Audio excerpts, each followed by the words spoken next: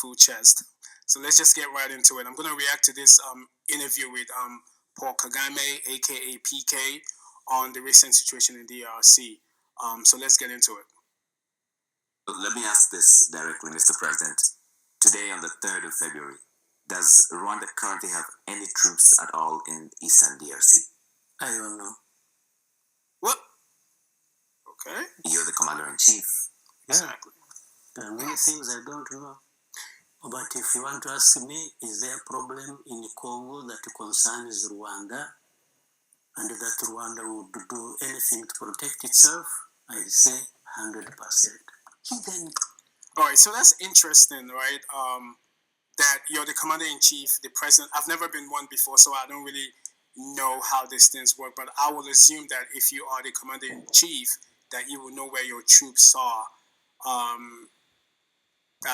think I will assume so, but he indicates that he's not aware, but he goes back into kind of the stand of there's a situation in the DRC, and if Rwanda has to protect itself, he's going to do anything to do so.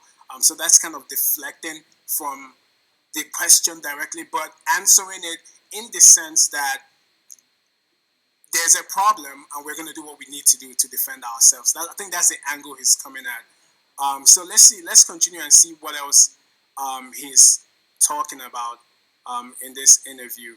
And there's like this commentary that comes on this interview. I don't like it, so I'm just going to skip it a bit to the parts that it's pertinent. That Rwanda exports coltan, for instance, which does not exist here, is smuggled from DRC. No, please, I invite you.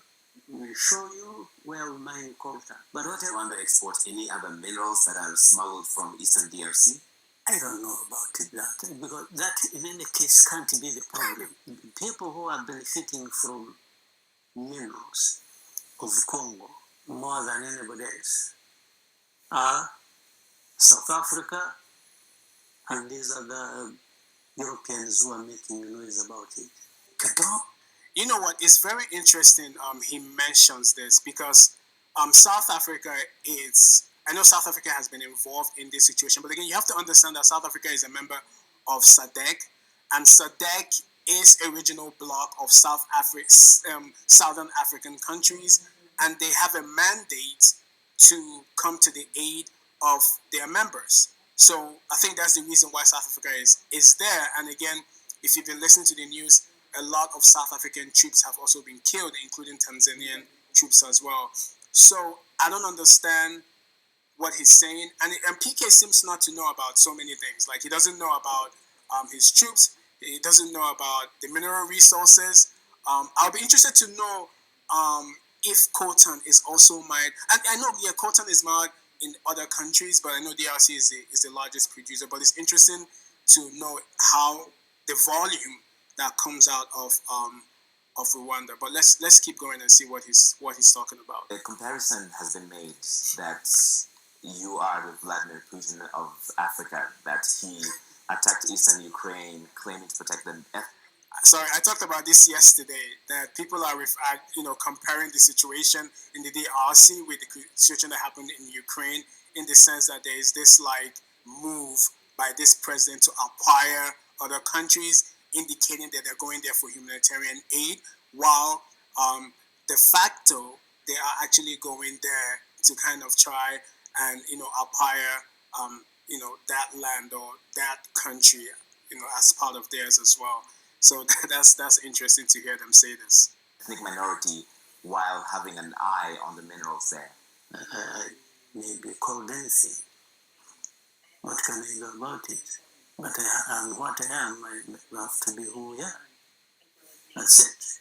And we have to do what we have to do. I have explained enough of that. So, but we have to make sure we survive any storm that blows across our country. That's interesting because, that's Paul Kagame. So it's interesting that he mentions that we have to do what we have to. He has explained this a lot of times, but I think that he seems not to know a lot.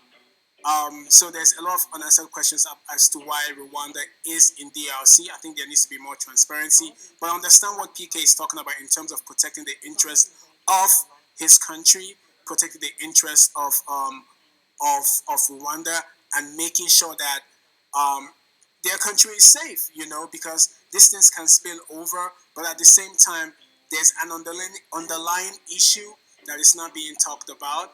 And as this unravels more and more, we will kind of get, a more sense of it. And he also mentioned that, no one is interested in war. I don't think there needs to be war. And I think there are other people who are more interested in this, like he mentioned also that, Europeans.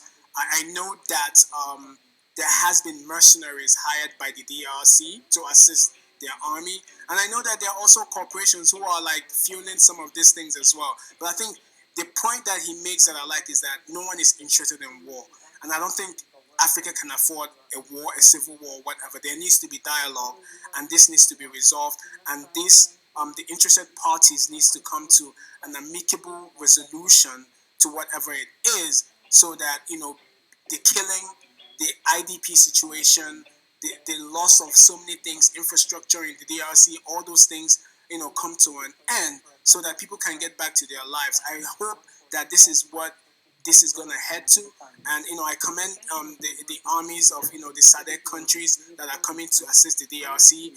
So hopefully this thing halts and there is a resolution to the problem, so that DRC can at least start building itself and become the country that it needs to become. Once again, please subscribe to the channel, comment if you're interested in any topic that you want me to talk about. Just let me know, and we get into it. And we'll always say what we say with our full chest. Peace.